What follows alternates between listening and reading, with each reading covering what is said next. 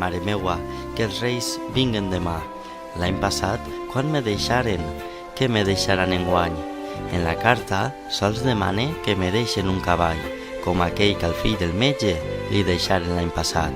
Un cavall com la xavetza, amb sella, estreps i embridat, que jo, mare, he de muntar-lo quan ja no estiga malalt. I muntat en ell, mareta, jugaré amb els meus companys. Veritat, mareta meua, que sí que me'l deixaran?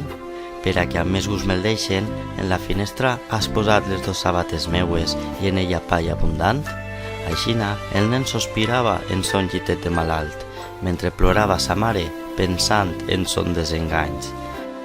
Enguany, fillet, els reis mags em pareix que no vindran, que en lo mateix que nosaltres, pobres del tot s'han quedat, i sols, segons diuen, porten unes fogasses de pa, per a que els nens sense pare, pa blanet puguen menjar. Ai, mare, mareta meua, no em deixaran el cavall i amb la il·lusió que jo esperava que els reis vingueren demà. Va voler Déu que aquell dia jo detinguera el meu pas, als peus d'aquella finestra on plorava el nen malalt. I ple d'emoció en oir-lo, tan sols en son goig pensant. El cavall que hi somiava, per a ell el vaig comprar. Un cavall de bona alçària, amb sella, estreps i embridat, per a que puga muntar-lo quan ja no estiga malalt. Com la finestra era baixa, jo mateix posi el cavall.